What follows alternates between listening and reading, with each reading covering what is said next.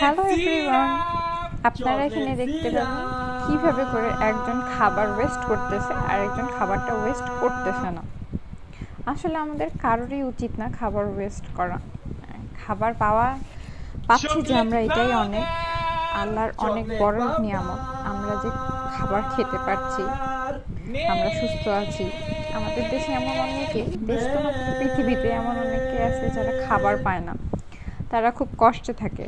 আমাদের যাদেরকে আল্লাহ অনেক কিছু দিয়েছে, আমাদের উচিত এগুলো ভালো করে ইউটিলাইজ করে সবার মাঝে বিলিয়ে দেওয়া।